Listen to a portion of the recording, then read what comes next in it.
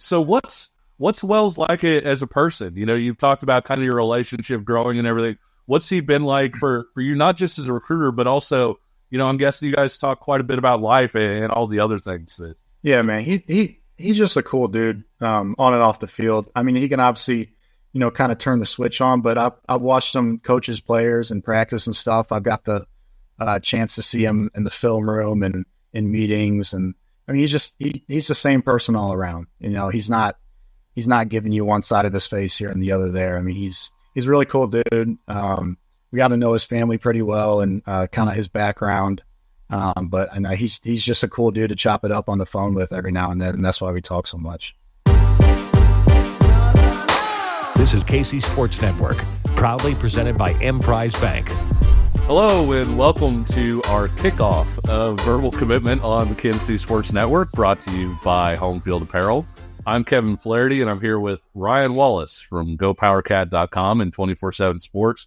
And we're going to talk about the world of local recruiting, from Kansas and Kansas City prospects to the college classes at Kansas State, Kansas, and Missouri.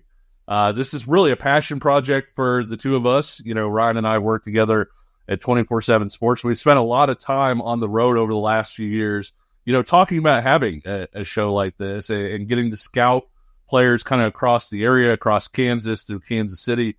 And we look forward to now being able to help you get to know these guys, tell their stories, break down their games. So, Ryan, with all of that said, how are you doing tonight? I'm doing well. And like you said, Kevin, I mean, this is something that's kind of been a dream of ours for a while now. And again, kind of to have the KCSN banner waving for us and putting us on this platform, it's going to be awesome to tell the journeys of a lot of these kids. And Kevin, like you said, we're going to do our best to play Switzerland here. Okay. Yeah, sure. You know, I've got some purple here. You've got some blue and red and crimson there. We're still going to talk about the Tigers, and we're going to play it neutrally and kind of call it like we see it. And I'm really excited. Again, if you're passionate about any of those three teams, or maybe you're just passionate about Kansas City high school sports and therefore Kansas City high school athletes and their recruitments, this is going to be the show for you. Later in the show, we are going to talk to Dillon Duff, Kansas State's quarterback commitment in the 2025 class, and a guy who looks like he really fits K-State's offense like a glove. And if you're watching this, you like what you hear, like what you see, subscribe, hit that like button, or leave us a 5-star review on Apple Podcasts or Spotify. But before we get to talking to Dillon Duff, let's talk about Dillon Duff and Kansas State's 2025 recruiting class. Ryan, it's a very K-State class to me in that you have guys who have a lot of growth potential who are maybe a little bit undervalued, slept on a little bit, with the exception of one guy, some tight end from Goodland, Kansas, 5 stars, Linkon Cure, the highest ranked Kansas State recruit commitment out of high school in the recruiting database era. What kind of stands out to you as we sit here in July about this recruiting class?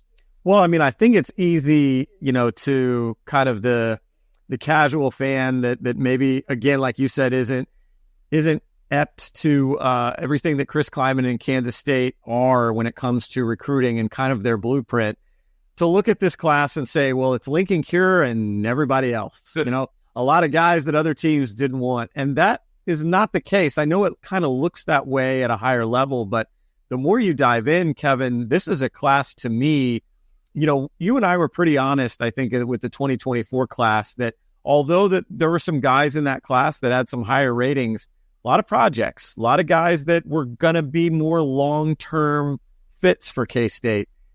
Again, kind of high level, this class seems like you would think there's plenty of those as well. And there are. I'm not trying to say there aren't, but there's some sneaky good players in here that I think maybe we as scouts that are helping to rate some of these guys were either just a little behind on, didn't know a lot about these kids, or maybe we're just still a little bit early on. Guys that could really jump out in the fall.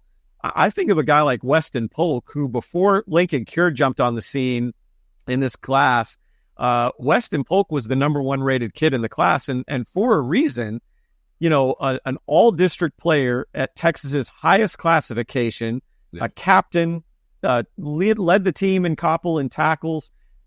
everything that you really want in a linebacker, was starting to get interest, got the offer from TCU. That was a recruitment that I think K-State got in on early and won. There are a number more of those types. Brock Heath jumps out as one of those. Sure. We talk about Andrew Babalola at Blue Valley Northwest. You kind of circle around with some of the opponents from Blue Valley Northwest a year ago. Nothing to take away from Andrew Babalola's potential, but if you talk about last fall, the guy that most teams were most worried about from a polish standpoint and a guy that they thought was more effective was Brock Heath. And K-State goes out and they beat Iowa, they beat Northwestern, Kansas in the mix there for Brock as well. So there are a number of those types in here as well. And Kevin, I think Dillon Duff would also fall into that, a guy that I think is primed for a breakout senior year. Yeah, it's kind of interesting, when you look at a lot of Twitter discourse, and granted, Twitter discourse is not necessarily real life discourse, but you see a lot of stuff like, oh, this guy didn't have a committable offer from here, or, oh, he didn't have big offers from these other places. Let's just put this on the table, Ryan. When it comes to K-State, I do not care. And the reason I do not care is there are some staffs, and I know you talk to different staffs as well, where they'll ask you when you pass them a kid, okay, who's offered this kid? What's his interest level? And a lot of them are almost unsure about moving forward on kids unless they have some other offers. Kansas State is not like that. They make their own evaluations. If they like a guy, they're going to move forward on that guy. And so it doesn't bother me as much with Kansas State as maybe it does with some other programs, because they have so much faith in their evaluations. It's proven that they kind of know what they're talking about and things like that. A guy like Austin Moore coming out of high school, I don't know that anybody would have said, oh, this is a great get for Kansas State. He's a heck of a Big 12 football player. And I think when you look up and down this class, there's a lot of potential for that where, opposing fans or even Kansas State fans who are just being negative looking at the class are going to say, well, gosh, the rating isn't there. He didn't have the most offers or whatever else. There are going to be some players in that mix. A guy that we've talked about that I think, it is one of those guys. Brock Heath is a terrific athlete, for his size. He's an excellent athlete. Like you said, technically very good as well. I think he's got a chance to be really good. And then let's go ahead and move on to Dillon Duff, because he's another guy that, recruiting rating aside, when you turn on the tape, it's so easy to look at him in K-State purple, isn't it? To just say, this game translates. He looks really good. I thought he threw the ball well last year. He's got some great clips that show sort of a varied throwing range. And he's a really underrated runner. And when I say that, I don't mean, the whole deceptive, like he's not actually that fast. Correct. He's fast, but guys have trouble gauging how fast he is. The number of times on tape he outruns an angle or somebody misses a tackle on him because they don't think he's quite as fast as he is, it is off the charts. And this is a pickup that, from a quarterback standpoint, I know Kansas State's really excited about Avery Johnson right now. I would be really excited about Dillon Duff for the future too. No doubt. And when I've talked to Dillon in the past, he's kind of described himself as a shorter Josh Allen. I think that's comparable. I think I can see some similarities there. For me, when I looked at the tape, you were talking about kind of the seamless fit that he is for Kansas State. And I know this was more of a Snyder guy, but he ended up kind of finishing his career with Chris Kleiman. The same number and same size at about 6'2", 200 pounds. But I thought quicker release, a little bit stronger arm, and an overall better athlete than Skylar Thompson. Yeah, he is Skylar Thompson to me to a T, but kind of plus in a lot of different categories from what Skylar was coming out of high school in Kansas City. Always reminds me a lot of Skylar too, at the same stage. Like you and I both saw Skylar in high school. Watching Duff's tape, you see a play breakdown. There's not anything there. A lot of high school quarterbacks panic in those situations. Duff sort of has that Skylar Thompson thing of being able to extend, being calm, waiting for guys to break open on that scramble drill. Well, and here's the other thing to me that stood out about Duff that you're not going to find in a recruiting ranking or anything like that, which is you talk about the poise, under pressure and his composure on the field. This is a kid that has been kind of groomed for this and has had a spotlight on him since he was an eighth grader. Yeah. And he goes to the Smet Jesuit, which, for folks outside the Kansas City area, or that are maybe outside the St. Louis area, I should say, when you're a player at the Smet Jesuit, I think they've kind of got a reputation as, if you're an athlete, you kind of got, 3 schools that you could kind of go to from a private standpoint. De Smet's one of those, meaning that if you're a big-time athlete, your parents think you are, you think you are, and you want to prove yourself on the highest stage, you're going to go to a place like De Smet. So here's Dillon Duff, who as an eighth grader, everybody's talking about him, and he's consistently lived up despite athlete after athlete coming into that program, and yet Duff continues to be the guy at the game's most important position. So again, Kevin, you and I have talked around the state a little bit to people that know St. Louis and are more familiar with that area, much more so than you and I are.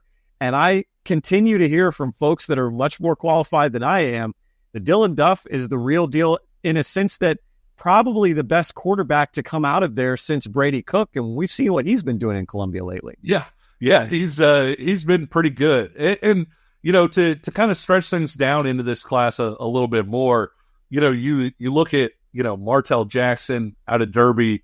You look at R.J. Collins out of Staley in Kansas City, 2 cornerbacks with great speed. And you both guys, maybe a little bit of rawness to them, but at the same time, there's great building blocks and raw clay there. And if you believe in your ability to coach up football players like Kansas State has, those are some really good bets to make. And I feel like once you get past sort of the exclamation point of Linkon Cure, you're seeing a lot of guys like that. A lot of guys, McGuire Richmond is a heck of a football player. There are some other guys around the state that you would maybe look at from an athletic standpoint and say, okay, this guy maybe impresses me a little bit there, but then you play the game and McGuire's got 15 tackles and is having the season that he's having. 53-yard punt average. Yeah, exactly. And so there are a lot of guys in this class that I feel like it's really easy, if you actually dig into it a little bit, to get excited about. Well, and again, piggybacking off those 2 guys, since this is a Kansas City show, Kansas City area guys, R.J. Collins, terrific speed, like you said, but also a guy that K-State was on the early part of that curve. Utah was starting to reach out. Nebraska was starting to reach out. K-State goes in, some connections through his family to Manhattan and the Kansas State program, and so they were able to swoop him up. McGuire Richmond, another guy, Alan Terrell, the Blue Valley head coach, will tell you he's one of the best pure football players he's ever coached. Yep. He's had a lot of them. Dawson Merritt being one. He's headed to Alabama in the 2025 class. But McGuire was a guy that went through the offseason going into his junior year, wasn't the best at camps because he was a little nicked up. I think he was dealing with a hamstring injury. Didn't run very well. We're talking like just under 5 flat, 40. And, K-State, kudos to that staff, because I think they saw the tape and said, we don't believe that. And they got in touch with Alan Terrell and some local trainers and said, look, keep us in the loop, right? If McGuire comes back healthy, let's get some more healthy numbers and new, fresh data on him. Sure enough, McGuire Richmond comes back, has the junior year that he had, which was phenomenal. Simone Award candidate at one point as a linebacker and a do-it-all guy, and ends up kind of coming out this spring, and he's back in that 4.6 range, right?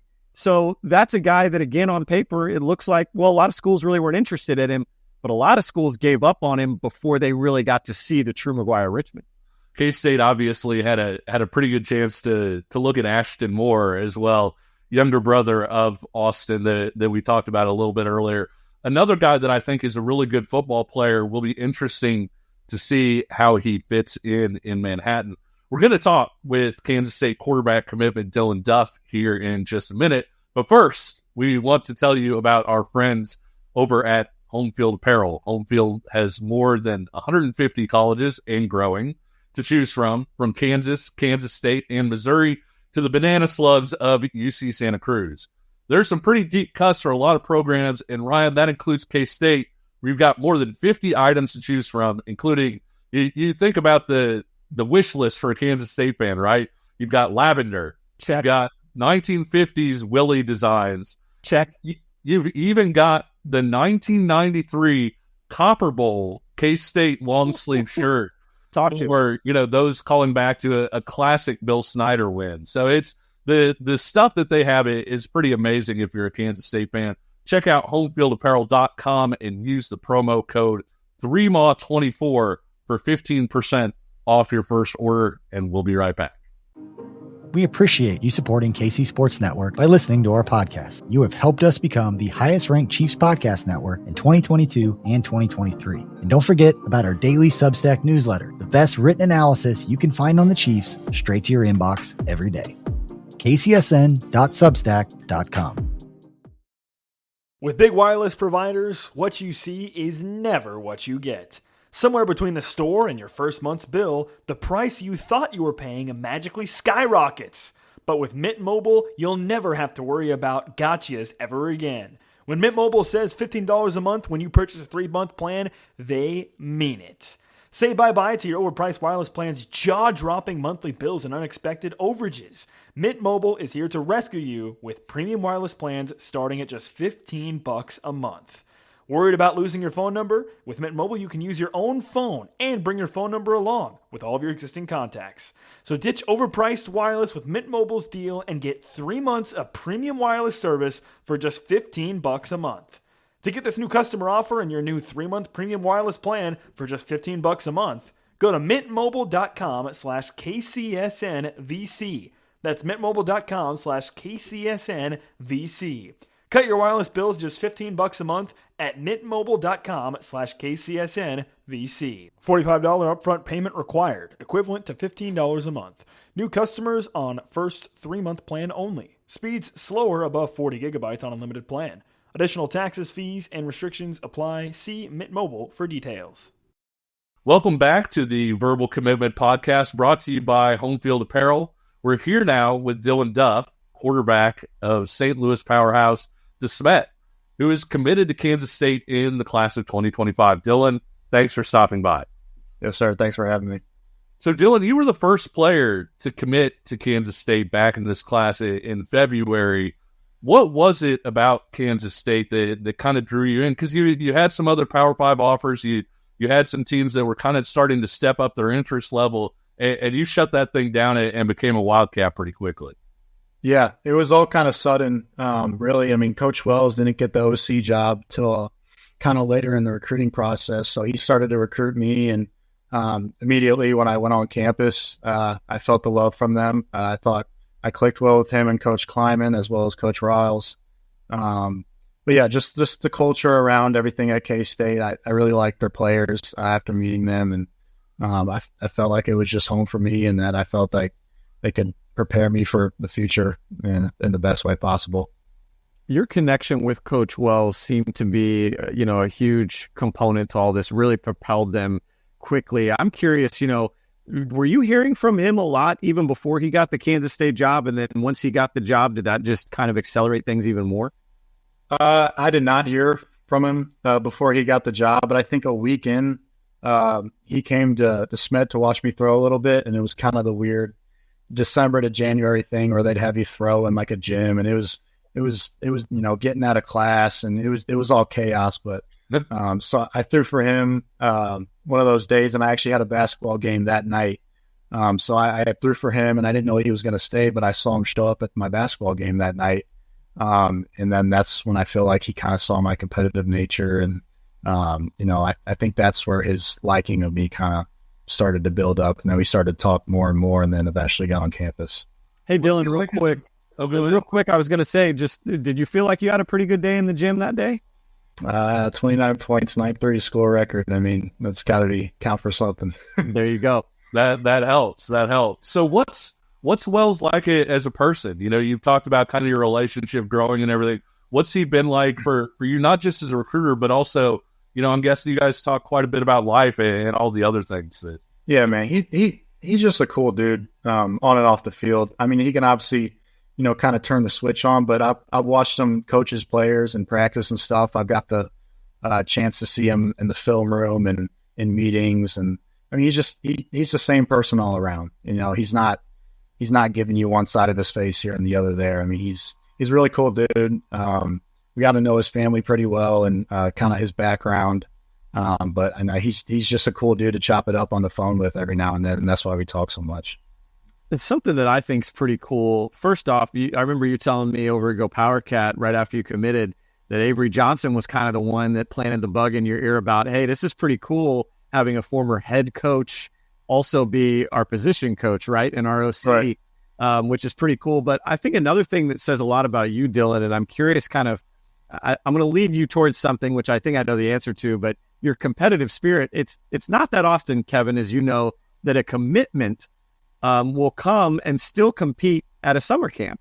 And yet, Dillon, you were on campus here in June just to work out with Coach Wells and improve yourself. Is that just that competitive nature that you just instinctually have? Yeah, I think that's one part of it. Also, I came up to see, Linkon Cure and Ontario and kind of give those guys like a preview of, what kind of a quarterback they're going to be playing with. I feel like there's always an opportunity to get better. And when he asked me to come to camp and he's like, you can learn from me and I can coach you up, I thought that was the coolest thing. And so just getting up there in front of the players, the current players too, and being like, he's ready to work. He's not here for any of the popularity. He just wants to come and play. So I think that was another component of it. But yeah, I got up there to be coached by him and recruit some players. So it was kind of a two birds, one stone for me. Yeah. Now with, I'm guessing you had a pretty good idea it was coming, but as a quarterback, what was your reaction when Linkon actually, made his announcement that he was coming to K-State? Oh man, I was fired up. He told me on the trip, so I had to keep it in my back pocket for a little bit. He didn't post till like almost a week later. So no, he told me we were in church on Sunday at the end of that recruiting trip, and he didn't even sleep that night. He was still, the process was still in his head. So, I mean, when he told me, I was still, in a quiet space in church. I was like trying to not to go crazy. But no, it was a great feeling. I felt like, he made a good decision, obviously, and the best for him. Might have some Missouri Tiger fans tuning in for this one, and Missouri Tiger fans that are going to keep a watchful eye on DeSmet. Jason King, your teammates, committed there. So maybe for them, and I'm curious myself too, they offered in early December, and you were on their campus for an unofficial in late January, even before K-State had even offered. And it seemed like things were leading that way. What do you feel like happened with the Tigers and your recruitment? It was nothing that they did wrong. I just felt like Kansas State's program was secure with Wells coming in and Kleiman being a stable college football coach, which is not very, you don't see that very often in college football. I know he's had other opportunities. I really like Mizzou, but I never really felt the pressure just because being a hometown kid, I never felt that pressure. So I wanted to go to the best place, the place that I thought would, develop me for the future, and the place that felt like home. And K-State was always that for me every time I'm on campus. And Mizzou was fun and all, but I felt like K-State was home. Last year was your first year as a starter at DeSmet. You lead them to a 10-2 record, state semifinals, but it had a really big year. But how have you gotten better this offseason? When we see you as a senior, what's the major thing that we're going to notice for you that's different from where you were at last year? Yeah, I think last year I was kind of getting new. It's my first year starting, getting used to the receivers and everything. And I think this senior year you'll see a lot more passing yards because we built up the chemistry this summer with some of my guys. People like to critique the fact that I didn't have tons of passing yards last year, but you look at my rushing yards and you combine them up. I feel like I'm going to get a lot better in my passing game this year, and we've kind of developed that as a team too, and made it our goal for this next coming season. Got some good weapons this year, so we've been getting some field work with those guys and kind of building that up. So you'll see a little more air raid offense. So Kevin, sit tight, and Dillon, hopefully I did my background here, but I want to rattle something off. So give me a second here. Great granddad Clint football player at Idaho. Grandfather Pat, football player at USC. Uncle Patrick, football player at Missouri in the late 70s. Your dad, a basketball guard at SLU in the early 90s. Your cousin Sean was a basketball guard at Drake and SLU. You've got an older sister, Mackenzie, who's a senior defender on Clemson's soccer team. And your brother, Owen, your twin brother, correct? Yes, sir. Has a basketball offer from Missouri Southern. I say all that to say this: what are the holidays like around the Duff household? And is there anything that, like, I mean, who's the best athlete? And I would imagine everything is, you want to win everything, right? Oh yeah. I mean, especially being the youngest. I mean, my twin brother, the youngest, we grew up, in a household that was, not easy to grow up in. Like you like getting punked around by your older brothers, even sisters. I mean, you had to learn pretty quick, and I think that was kind of a benefit in my life. Like just growing up with all those mentors in my life. Those holidays where my grandpa was not alive, but those cousins that played at Mizzou and Illinois, and their football knowledge and kind of their advice for me in the recruiting process also helped. But yeah, no, definitely the competitive nature. We get out on the basketball court in my backyard, always run it up. No matter how old we are, whenever they're in town. So Dillon, we're amongst friends here. So quietly, who is the best athlete amongst you guys? You can. There it is. So Dillon, I try to ask this of everybody, but what's your prediction for K-State this year? I mean, you've been around the team, you've seen practice, you've seen the players. What do you think about the Kansas State Wildcats heading into this 2024 season? I think they have a huge upside to this season. I feel like they can, win their conference and eventually get into the college playoff. I think Avery Johnson, Dylan Edwards, those guys are going to be dynamic on offense, and I feel like their defense is going to hold up pretty well too. But yeah, exciting to see how this year pans out for them, and I can't wait to be a part of it soon. Well, Dillon, I know we'll get you out of here with some quick hitters in just a second, but I know Kevin and I maybe have one more question for you apiece. And with mine, I wanted to go the Avery direction. He's the type of player that can scare some quarterbacks off, and yet you are not. Some of that might speak to the competitive nature you have, but what else was it that kind of led you to just say, not a concern of mine? Yeah, I mean, I've made it my mission not to run away from competition in my whole life.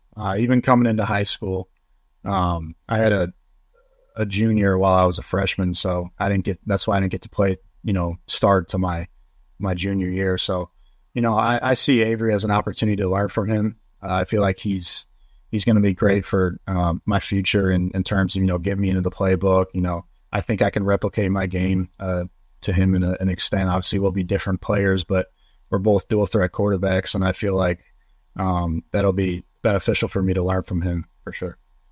Are there any players in this Kansas State recruiting class that you're particularly close with? And also, K-State's not done recruiting. Is there anybody out there that's on the hook that you're kind of recruiting a little bit and trying to get to come to Manhattan? Yeah, I'm close with all the recruits that we've gotten thus far. Weston Polk, Linkon Cure, Monterio, we all have a group chat with all those guys, so we're all close with those. But as far as future recruits, I know we got a couple, but we've kind of, with the transfer portal opening too, and it's kind of dying down a little bit, but we're definitely looking at some more guys, some old linemen, and some receivers. Awesome. Let's do a little rapid fire with him, Kevin. Okay. Sure. I got a couple typed up here, Dillon, right off the cuff. Let's start here. Favorite Kansas State uniform combination? There aren't a lot, but there are some color variations and stuff like that. What's your go-to? I'm going all white. I love the all white. Yeah. Love it. Icy and clean. How about this one? St. Louis style pizza, the Provel cheese. Are you a yay or a nay guy? Oh yeah. Provel cheese is a stamp of St. Louis. Okay. How about, things that were a staple of St. Louis? The Rams, love them or loathe them? Respect them. Don't support them. Okay. I figured as an offensive guy, yeah, you might have maybe an inkling to side with Sean McVay a little bit. Yeah. From your basketball background, I'm going to put you on the spot with a tough one here. You ready for this one, Kevin? Michael Jordan, LeBron James, or other? Michael Jordan. Absolutely. All right. I just had a debate about it with my brother yesterday. It's Michael Jordan. Okay. Is he a LeBron guy then? Twin brother's a big LeBron guy. Okay. How about your go-to pregame, whether it be music or maybe a ritual that you have, no matter the sport? Do you have a go-to kind of pregame ritual? Yeah, I'd say music-wise, I like to calm down before games. You know, being a quarterback, I mean, not going out there and killing somebody. So, I mean, I'll listen to some country. I'll mix it up with some rap when we get closer to the game. But yeah, I keep it pretty consistent. You said country. I was worried there for a second you might say smooth jazz or like Bach or something. So, okay. That's a Kenny G fired up. Yeah, he didn't go that far with it. So I have to add to this. Pro Bell Pizza, you said, what's your go-to in St. Louis? Like, what's your pizza place of choice? Emos. I love Emos. Obviously, there's some restaurant pizza that's I think is better, but you either love or hate Emos, and I think Emos does it right. I love Pio's in St. Charles. Pio's in St. Charles is really good stuff. Yeah. You got a spot on the hill that you like? I do. Forget the name of it, but I mean, Katie's Pizza is good. It's not on the hill. Let's see. Some other ones I can't think of off the top of my head, but the hill's a great Italian. Okay, let's get you out of here with this one because it's summertime and also kind of a preview of maybe what you might order at Call Hall Creamery once you're on the K-State campus. Ted Drew's, when Dillon Duff's in the line at Ted Drew's this summer, what's your summertime order of choice? Ted Drew's. Oof. I'm just gonna have to go with straight vanilla custard. All right, can't go wrong with it. Straight vanilla custard. That's it. Well, thank you so much for joining us here on the Verbal Commitment podcast on KCSN, and thanks to all the rest of you for watching. If you like what you've seen or heard, leave us a like, subscribe, or a 5-star rating. And until next time, take care.